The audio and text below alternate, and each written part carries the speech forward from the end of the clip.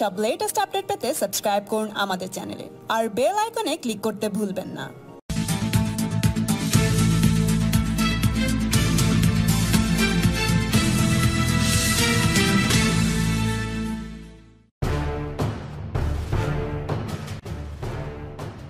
মোদি নিজেকে ছাড়া কিছু বোঝে না, যা করেছে নিজের জন্য করেছে, সাধারণ মানুষের কথা ভাবে না মোদি।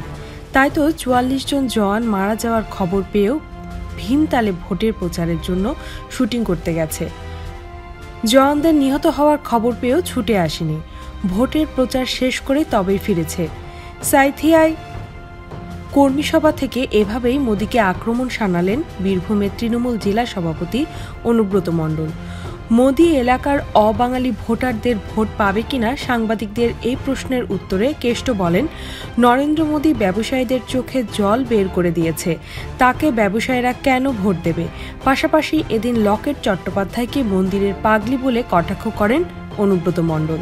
তিনি বলেন, ও তো পাগল, পাগলে কিনা বলে, ছাগলে কিনা খায়, মন্দিরে মন্দিরে ওর মতো অনেক পাগলি ঘুরে বেড়ায়।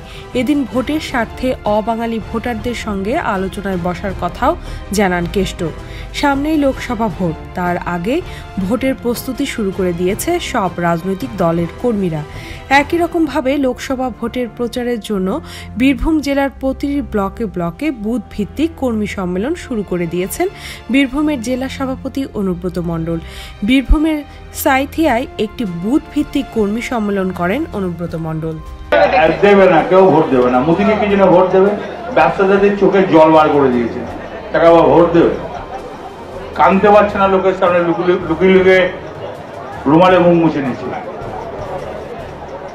বলবো ভোটের স্বার্থে বসতে আপত্তি কাজে, সেও তোমার কেউ দাদা, কেউ ভাই, কেউ আমার বয়সে অনেক বড়, কেউ যেটা মশাই, কেউ কাকা, বসতে আপত্তি কি আছে?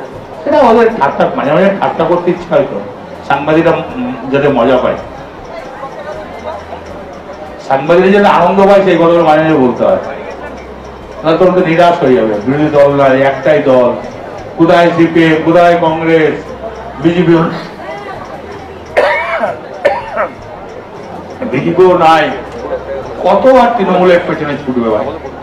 তবে তো ঠক্কর লাগতো। অধিক আসবে নাকি এবারে? আসবে না, তাহলে কে আসবে? দিলীপ বাবু আসবে নিশ্চয়।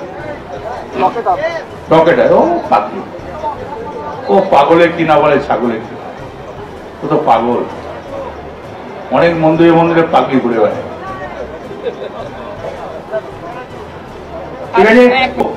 সবসময় তো ভোট ভোট করলে হয় না, আগে তাদের আমরা সম্মান দিই, তারপর তো ভোট করব। আমরা তো মোদি নয়, আমরা তৃণমূল কংগ্রেস, মানুষের সেবা করতে।